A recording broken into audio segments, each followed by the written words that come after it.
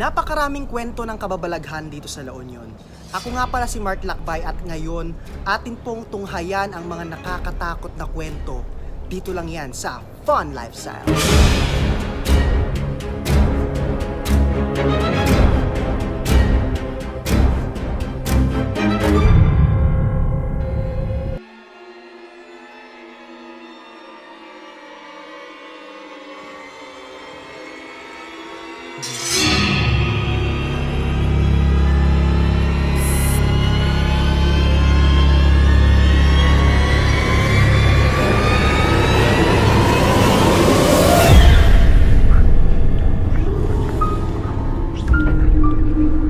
Dito tayo ngayon sa isang barangay sa San Fernando, La Union, kung saan hindi masyadong maliwanag at napakadilim.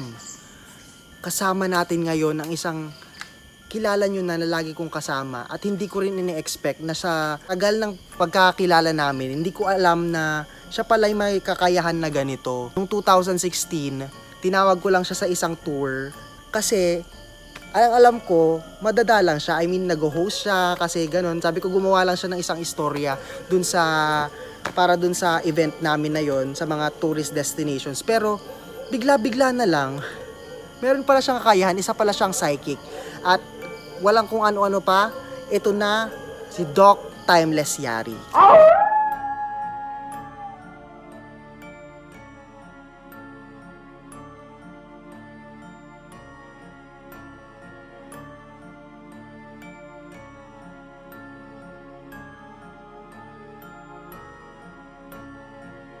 Ano pong gagawin natin ngayong gabing ito Actually, dito sa pakikiramdaman natin tong lugar na to. Kung napapansin nyo po, nandito po kami sa likod ng isang hindi actually matayog. makita sa ating video Oo, pero isang matayog na may kawayan. Pero kawayan sa likod po papakita namin. po mamaya ni Mark sa inyo yung kung gaano katayog at kayabong itong kawayan na to. At sa likod nito, open space po kasi kabundukan nga in Ilocano, Kabakiran. So we will try to Kinikilabutan na ako, tumataas kung- na yung balahibo ko. kung yung space na to ay pinamahayan ito na naman po tayo. ng mga masasamang elemento o kaya mga kaluluwang hindi natahimik o matagal nang nakahimlay dito o nakatira dito, sila yung So ito yung makikilalanin natin. tinatawag nating ghost hunting ngayon. Oo, ghost hunting.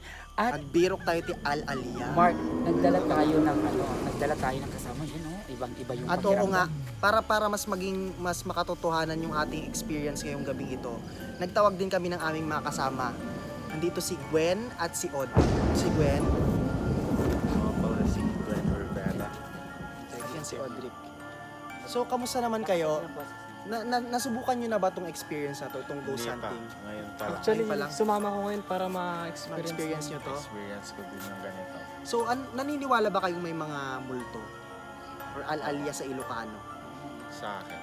Naka-experience ka na ng ganun, mga multo? Oo. Ngayong nakasama ko kayo na experience. Kamusta naman yung experience mo sa mga multo? Kilabot talaga. Ikaw, Audrey, anong mo, na-experience mo na rin ba yung mga multo? Feeling ko, nararamdaman ko sila pero hindi ko sila nasa side. Hindi mo sila nakikita. Oo. Kumbaga bigla na lang tumataas yung balahibo ko. Lalo na kapag natatakot na ako sa mga part na madidilim. Parang ganito. Kasi pag madilim talaga nakakatakot. Ako rin, ganun eh, na marami na akong experiences, pero nung nakilala ko lang din si Doc Yari, sa ako na naging concrete yung aking paniniwala at mas nakita ko yung mga multong ito. Ayan, kuha na din ako ng kandila. Ghost hunting, nagbitbit kami ng kandila Mayroon kaming kandila May kasi dala sa kaming- bawat pupuntahan namin kailangan Kailangan mag-trip ng kandila at kasi magdasal. malapit na po ang All Saints Day at All Souls Day. Nagdala din po kami ng asin, At tubig. tubig at posporo. Ganun na Yan. din po yung sigarilyo o kaya sa mga iba, tabako dapat. Kasi syempre yung mga iba nangangailangan din ng konting alay, ganyan. Baka yun lang yung pwede namin iwan. Ano ba yung mga iba't ibang klase ng mga kaluluwa na pumapaligid sa atin? Marami ba? May mga levels yan kasi eh. May mga kaluluwa lang talaga na nandito lang na namatay na pero hindi pa nila time mamatay. Kaya naman andito lang sila for cleansing. Yung mga iba naman biglang namatay, na disgrasya, na bangga, ganyan na palutang-lutang lang dito sa ibabaw ng lupang kanilang kaluluwa kasi nag-aantay ng justice. ng dasal. Kaya kailangan natin silang ipagdasal. Meron naman din yung mga elemento talaga na alam naman natin na kasabay na nating nabuhay dito sa mundong ibabaw na sila hindi dapat ginagambala bagkus kinakaibigan at itinuturing na kapamilya. Dahil syempre kahit sino naman, kahit kayo, kapag ginambala kayo, 'di ba? Ginago yung buhay nyo. Syempre, anong ginagawa nyo? Nagre-revenge kayo. Ganon din sila. So what we need now is to pay respect to them. Kaya nga 'di ba sa Ilocano meron yung kayo-kayo o in Tagalog tabi-tabi po. Kasi sa ganitong oras, sa ganitong lugar na madilim, tapos payapa, yun yung mga panahon na sila din lumalabas para gawin yung mga katulad ng ginagawa natin na normal na araw o oras sa atin. Kaya itatry natin silang pakiramdaman o kung pwede natin silang makita, why not? Pero sa ngayon, di ba, ibang-iba na yung ambience natin, ibang-iba na yung lamig na nararamdaman ko. Hindi dahil nasa silong tayo ng punong kawayan, o itong kawayan na to, pero iba yung Mahangin pero iba yung lamig niya Oo. compared nung kaninang pumasok tayo. Mark, si Gwen kasi, di ba, nagpahula sa akin po si Gwen, tapos so hanggang nakilala natin si Gwen sa panghuhula na hindi pala ordinaryong tao si Gwen, na may kakayahan din pala siyang makaramdam at makakita ng mga hindi nakikita ng ordinaryong tao. Katulad mo rin, Mark, sa araw-araw na halos magkasama kami ni Mark, Oo. na napag-aralan na din niya at pati na Parang rin siya nakakaramdam normal na na din. din maramdaman ko yung mga kaluluwa na yan na pagkasama ko si Doc Yari. Grabe. Pero si Audric, syempre, yan, talagang God-fearing yan, no? Talagang maka-Diyos yan, pero first time din niya na magkaroon ng ganitong experience. So, anong feeling niya? Feeling ko, parang kanina, nung nalaman ko yung gagawin natin, parang pinakalibutan ako, nakakatakot, yung nakikita ko pa lang yung lugar. Parang walang tapangan sa parang ganun. Actually po, sa Kaya- kaalaman ng lahat, di ba? Si Audric ay political science students ng DIPSU at si Mark naman, siya po ang nag-introduce ng Kararawa Tour sa probinsya ng La Union. Siya po yung talagang nag-introduce at hindi inaakala ni Mark na ang mother yari niya ay isang Psychic pala. Akala ko magtutour guide lang siya yun eh. Feeling ko nung tinawag ko siya, gabi ko sa kanya, gumawa ka lang ng kwento. Yung pupunta tayo sa isang tourist destination. Tapos mamaya, nagdadasal na siya doon. Tapos, talagang totoong may kaluluwa ng nararamdaman at nakita ko mismo nung 2016, yung pugot. Ganyan. Hayaan niyo po kami at tuklasin namin ang misteryo na bumabalot sa lugar na to. Kaya naman, Mark, Ito na, gawin na natin ang ating ghost hunting.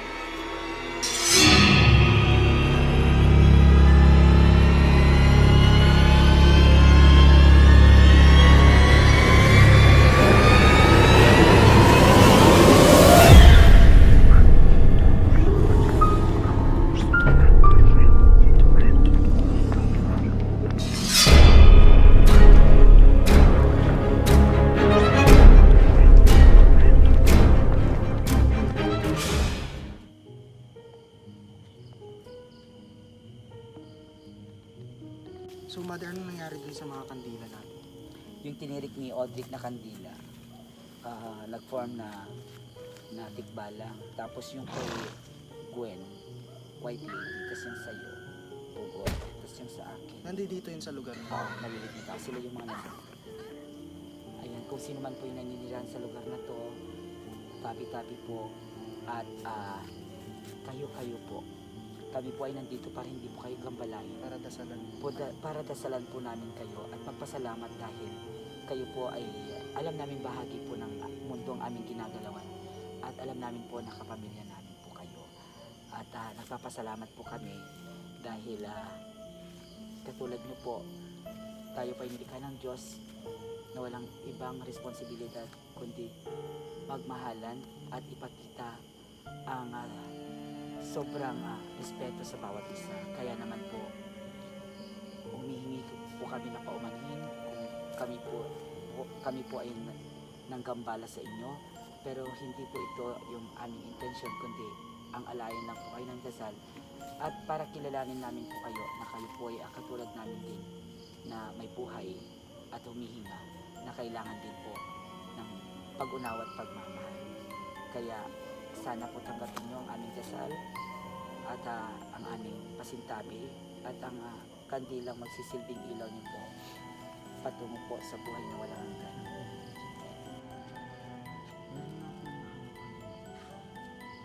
Nakapagtirik na po kami ng kandila at lilipat na naman po kami sa ibang destinasyon malapit lang din po sa lugar na ito. Lagi ako.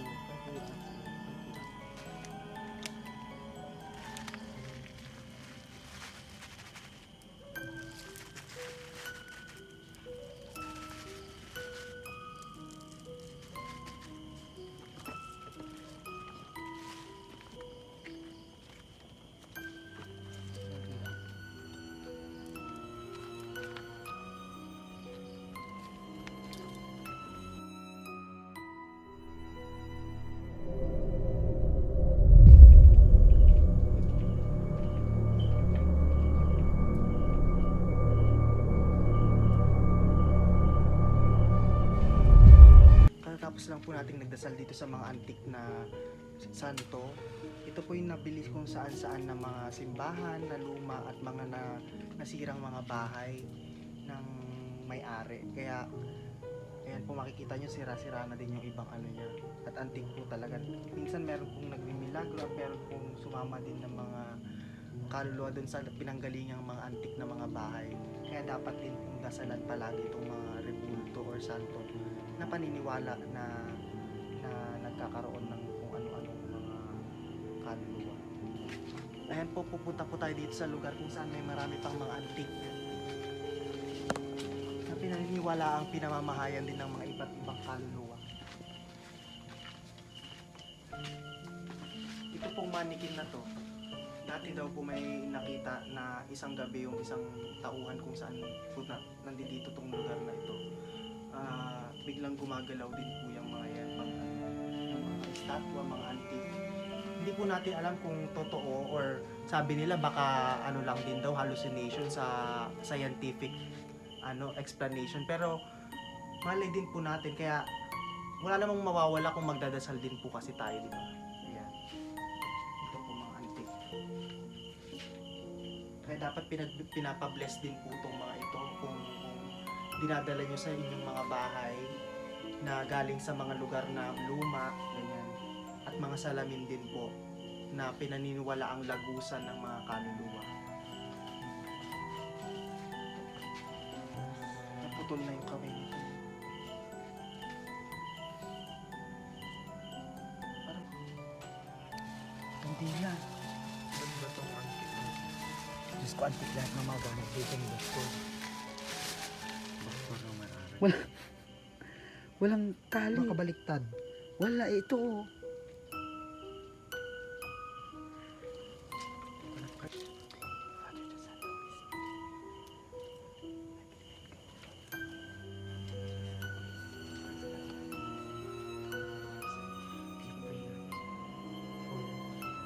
All this inside. The pain has increased, and that we have eternal life in you.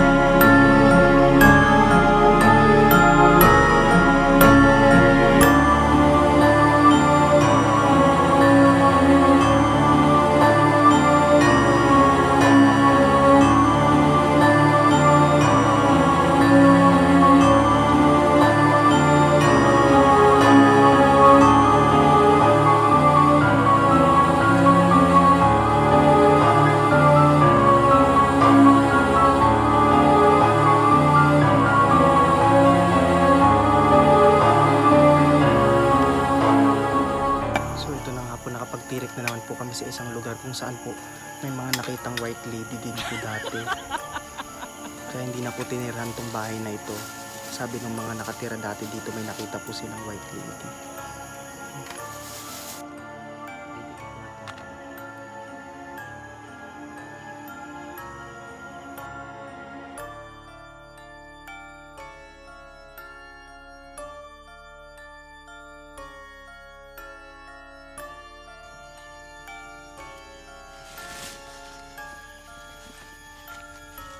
Siya sino kayo mga apo, magdijan iti lugar nga daytoy kumaapo kandila.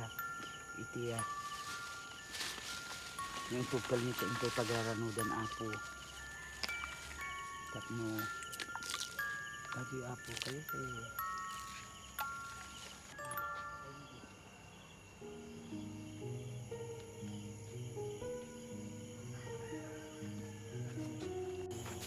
So, kamusta naman yung ating experience ngayong nag-ghost hunting tayo? Audrey, ano naramdaman mo? Habang naglilibot tayo ngayong nalibot tayo kanina. Okay naman. Pero yung feeling ko lang na tumatas yung balahibo kapag iba yung sisindahan na natin yung kandila na bibigyan natin sila ng asin, tubig. Yung tinitingnan ko na ng paligid kung meron bang tubig. Kasi iba yung pakiramdam eh. Lalo na kapag nagdadasal na si Doc Yanni. Gwen, kamusta yung naramdaman mo? Masaya dahil papaano nadasalan yung kaluluwa na hindi pa nakapahing at sana mapunta sila sa tahanan nakasama si God. Dok, Grabe no? Ang creepy May ng lugar. nakita ako. Ang creepy sa lugar na to. Ito yung lugar na kinikilabutan talaga ako. Tingnan niyo po, tumatay yung balahibo ko na ano sila kailangan nila yung dasal. Nangangailangan talaga sila ng dasal. Kaya naman lagi tayong magdasal mga kaibigan. Kapag nagdadasal tayo, lagi natin ipagdasal yung mga kaibigan natin, yung mga kahit hindi natin nakikita, hindi natin kakilala na matahimik na ang kanilang kaluluwa.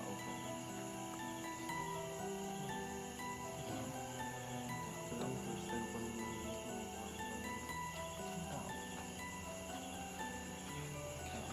grabe. Sigurado ng tao. Tao yun. Uy boy, di ba sumagi siya dito? Hey, Gwen, di ba nila sumama? Hindi mo nakita mo. Ginanto pa niya.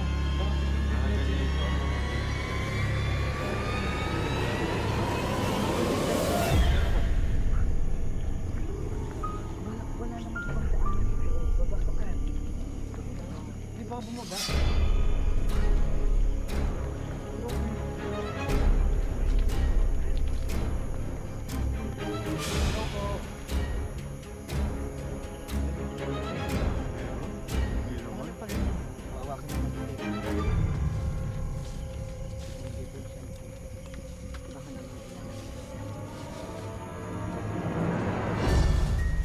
Pero feeling ko tao. Na-film ata yun. Pero feeling ko tao ka yun. Hindi ko Anong katawan niya? medyo matag. Basta matanda. Matanda itsura niya. Parang sa'yo boy. Parang sa'yo. Tao po.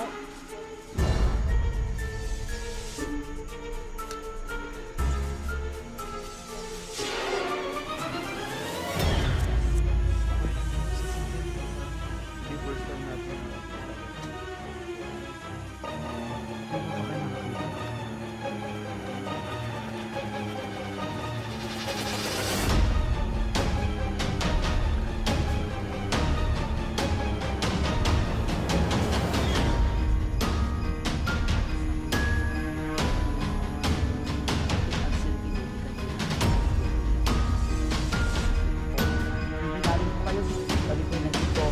Para alayan po kayo ng kandila at dasal na magtutulay niyo po para sa buhay ng buhay. Kapiling mo ang ating mahal na ama na lumikhas San Sinuko na magbibigay ng buhay na walang hanggan sa pamamagitan ng ating tagapagligtas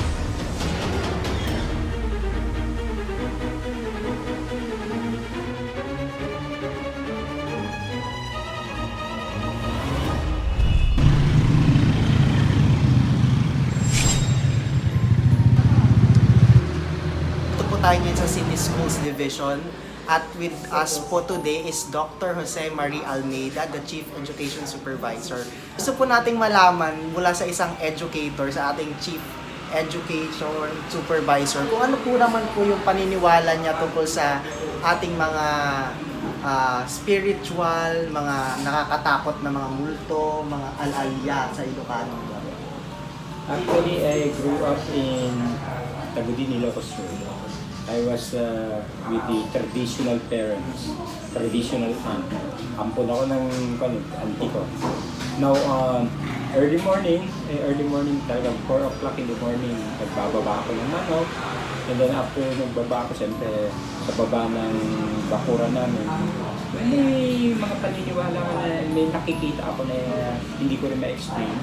Pero sa akin naman, sabi ko, for as long as your faith is strong, of course, kahit anong makita mo, na lalampasan mo. Pero, nakikita ko minsan rin na yung possible na mangyayari. Kaya sabi ko, kita ko si ganito. Kaya sasabihan ko lang isang tao, para sa ganun, na-prepare naman niya.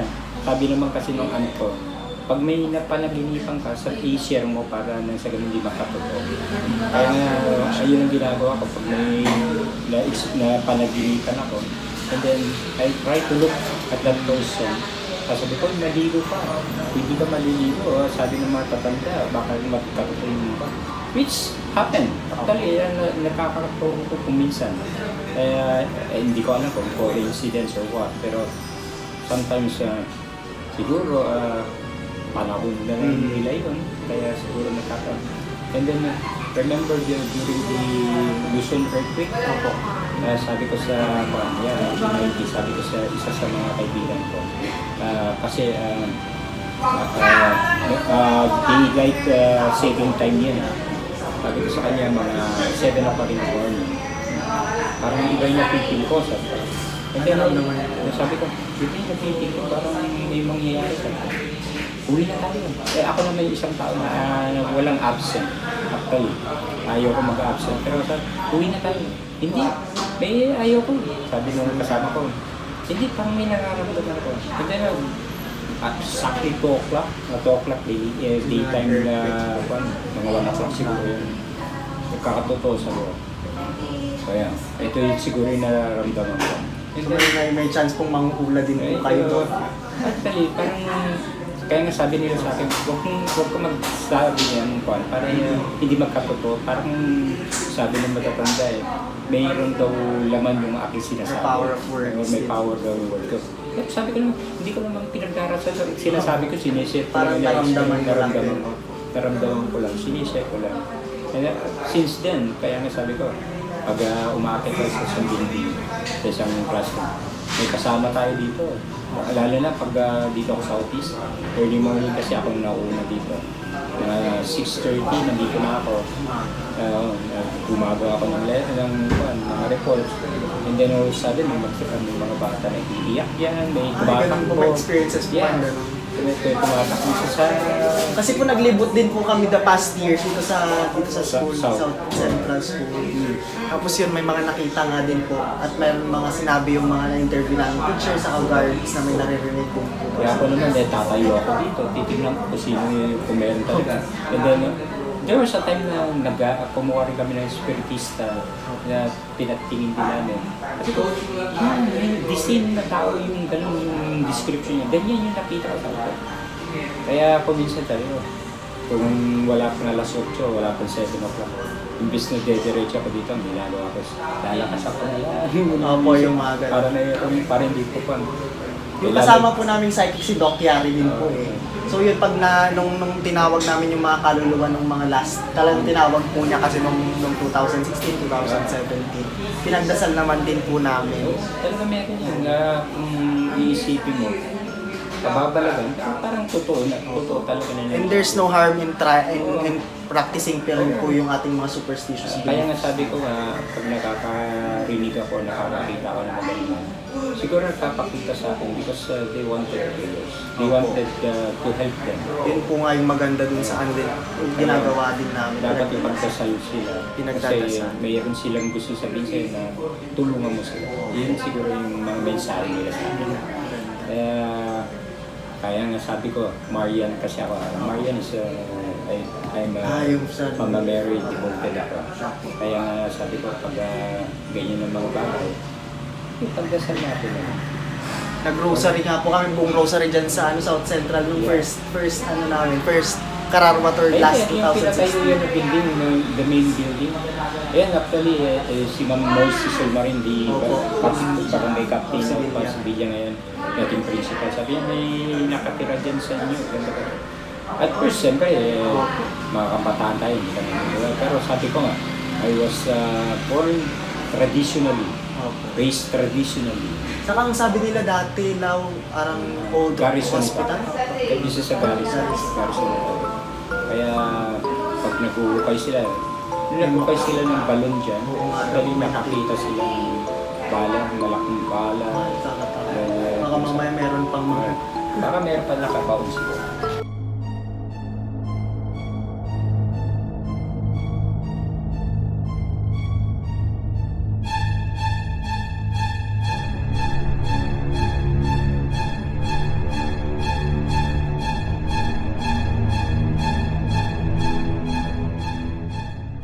Kaya nandito tayo ngayon sa Lingsat Cemetery. At andito po yung ating sepulturero. Ano pong pangalan nila at gaano katagal na po kayong sepulturero? Bali, ako po si Ronald Artates, bali 13 years ako dito na... 13 years na Oh, 13 years na po. Ano po yung mga experience nyo dito sa sementeryo sa Lingsat na mga nakakatakot? Meron na po ba kayong naramdaman, narinig, or yung minsan tumaas po yung balahibo ninyo nung gabing Ano lang, babantay dito? kapag dumadaan ka dito sa gitna, maraming puno dyan. Kapag gabi, yun lang, parang... Kaluskus ng mga Oo. ano po. Ganun. Pero kung mga nagpapakita na sinasabi nila, wala naman ako talaga. Wala pang nakita. Yung mga nagkukwento naman pong ibang tao pag mga pumupunta dito, ano po yung mga pinaka nakakatakot na Ang sabi nila, yung mga third eye daw, Oo, yung mga sila yung nakakita ng Opo, kung ano-ano. kung ano-ano. Pero sa akin naman, dyan daw sa may likod ng cross, di ba may malaking cross dyan? Opo, yung malaking po. Doon daw sila nakakita ng multo. Multo. Mga, anong pong klaseng multo daw yung nakita nila? May mga, yung isa, white lady daw. Opo. Tapos, ako naman, gusto kong makita rin, pero ganun, wala naman. Pero dahil kinikilabutan lang ako kapag Nakakilabot. Ano pong ginagawa ninyo pag nakikinikilabutan kayo? Wala lang, basta diretso lang. Diretso daan. na lang yung daan. Tapos yung ulo mo parang walang Sa mga natunghayan po natin ngayong araw na to, isa lang po ang pinaka namutawi at pinaka naging summary ng lahat. Yun lang po ay pananalig sa Diyos. Yun lang po ang dapat nating pakakatandaan. Lagi po tayong magdasal at kumapit sa ating paniniwala dahil yun lang ang ating sandigan para tayo makasurvive at tayo masagana at maayos na makipag kapwa sa ating mga kung ano mang hindi natin nararamdaman at kung ano mang kinakatakot natin para labanan ang takot, maniwala. Ito nga pala si Mark Lakbay at salamat sa panonood sa Fun Lifestyle.